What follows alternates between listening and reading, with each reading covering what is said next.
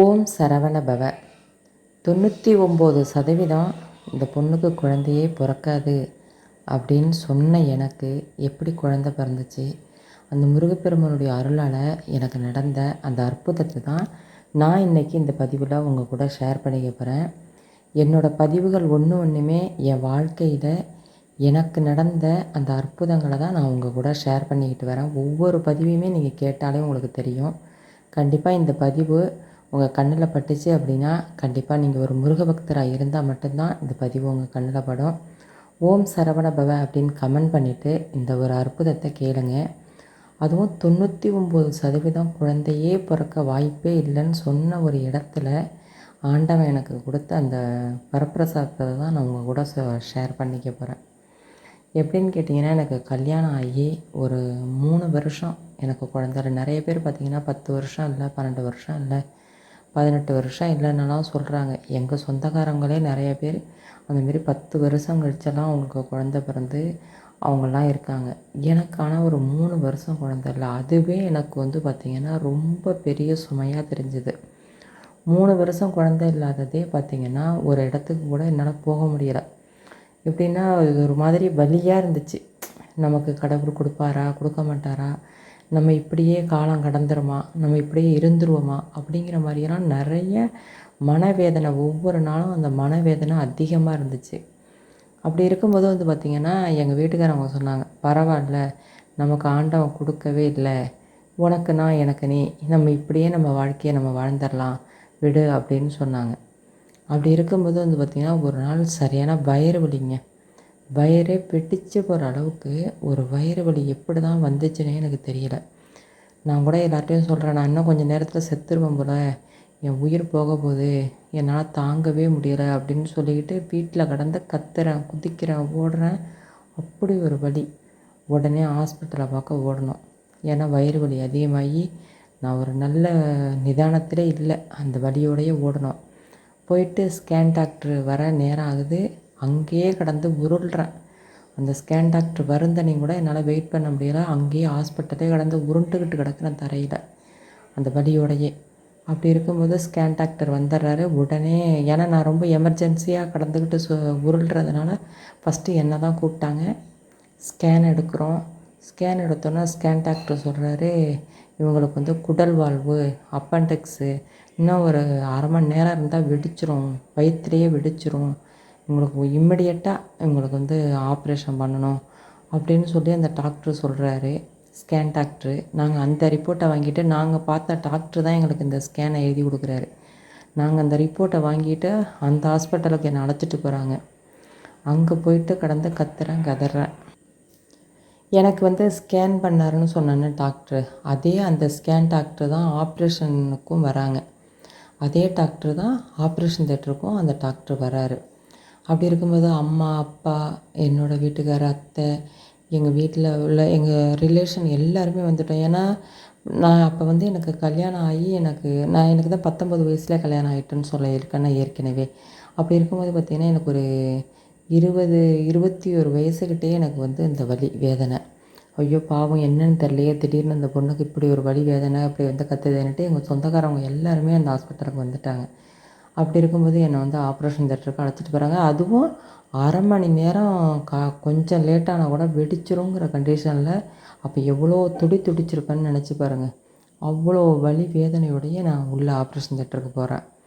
அதுக்கு முன்னாடியே வந்து பார்த்திங்கன்னா அந்த ட்ரெஸ்ஸிங் எல்லாம் மாற்றுவாங்க பாருங்கள். அப்போயே வந்து பார்த்திங்கன்னா இந்த சிஸ்டர்லாம் கேட்குறாங்க, உங்களுக்கு எத்தனை பேபி இருக்குது, உங்களுக்கு எப்போ மேரேஜ் ஆணுச்சு அப்படின்னாலாம் அந்த வலியோடையே நான் எல்லா டீட்டெயிலையுமே நான் உங்களுக்கு கொடுக்குறேன்.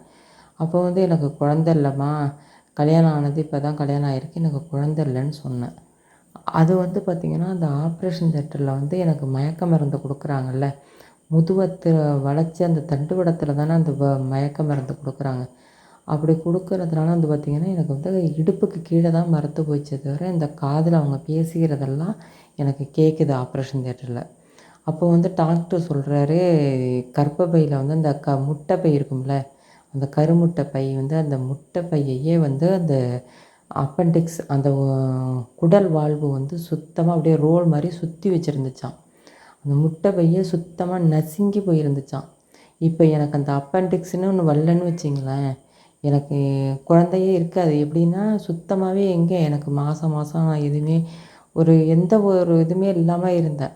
அப்போ வந்து பார்த்திங்கன்னா, இந்த குடல்வால்வு வந்து டாக்டர் ரிமூவ் பண்ணுறப்போ சொல்கிறாங்க, முட்டை பையும் சேர்ந்து ரொம்பவே நசுங்கி போயிட்டு, அதையுமே சேர்த்து தான் ரிமூவ் பண்ணுற மாரி இருக்கும். இல்லைன்னா நாளடைவில அது ஒன்றும் சொல்கிறதுக்கு இல்லைன்னு சொல்கிறாங்க. அப்போ வந்து அங்கே சுற்றி இருக்க சிஸ்டர்ஸ் எல்லாம் சொல்கிறாங்க, "இல்லை அந்த அக்கா சொல்லிக்கிட்டு இருந்தாங்க, அவங்களுக்கு இன்னும் குழந்தையே பொறக்கல. இப்போ தான் கல்யாணம் ஆனுச்சுங்கிற மாரி சொல்கிறாங்க. அதனால அவங்களுக்கு வந்து நம்ம அத செய்ய முடியாதுங்கிற மாரி டாக்டர் இவங்கலாம் டிஸ்கஸ் பண்ணிக்கிட்டு, அந்த குடல்வால்வ மட்டும் ரிமூவ் பண்ணி விட்டுர்றாரு. பண்ணிவிட்டு என்னை வந்து அந்த ஆப்ரேஷன் தியேட்டர்லேருந்து ரூமுக்கு மாற்றிர்றாங்க. ஆனால் எனக்கு இடுப்புக்கு கீழே பார்த்தீங்கன்னா, சுத்தமா மரத்து எதுவுமே இல்லாமல் கிடக்குறேன். எந்த ஒரு நினைவும் இல்லாமல் கிடக்குறேன். அப்போ வந்து டாக்டர் உள்ளே வந்துட்டு, எங்கள் அப்பா, அம்மா, எங்கள் வீட்டுக்காரவங்க எல்லாரும் இருக்கிறாங்க சுத்தி.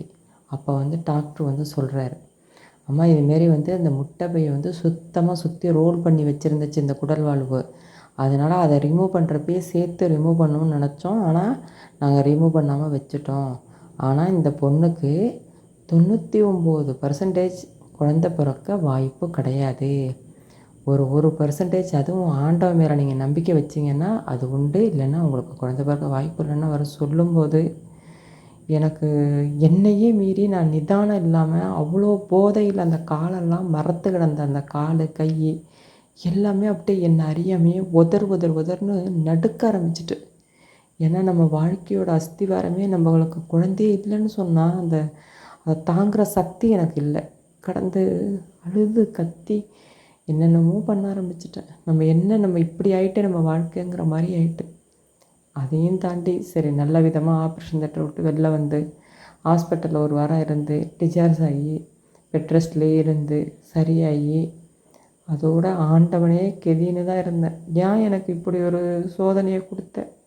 எனக்கு ஏன் குழந்தையே பிறக்காதுன்னு அந்த டாக்டர் சொன்னார். இதை நான் காதால் கேட்கணுமா?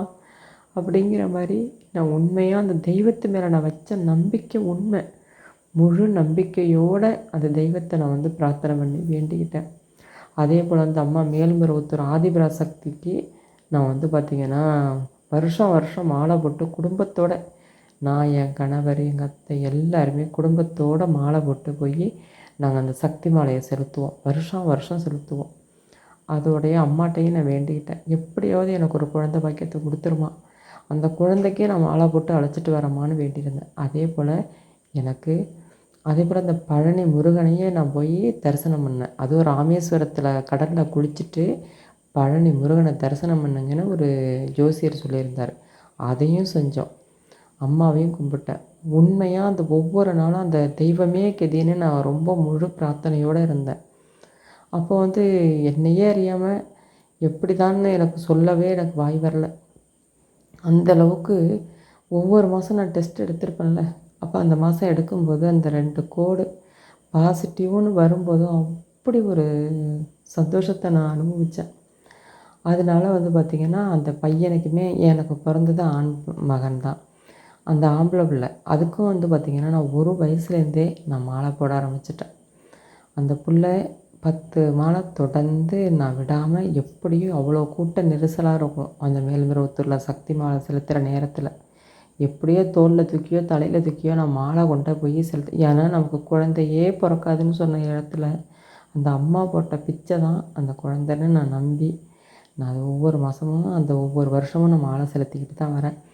இப்போ வந்து பார்த்திங்கன்னா என் பையன் இருக்கான். எனக்கு ஒரே பையன் தான். அதுக்கப்புறம் தான் ஏன்னா நமக்கு குழந்தையே பிறக்காதுன்னு சொன்ன இடத்துல அந்த ஒரு புள்ள பிறந்ததே அதிசயம்.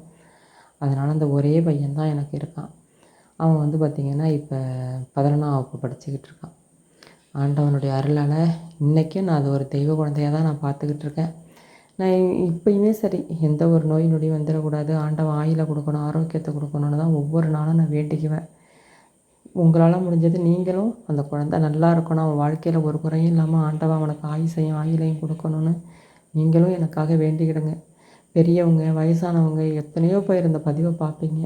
எனக்காக, என் குடும்பத்துக்காக நீங்களும் எனக்காக பிரார்த்தனை பண்ணிக்கோங்க. நிச்சயமாக அந்த ஆண்டவன் மேலே முழு நம்பிக்கையோடு நீங்கள் வேண்டுங்க.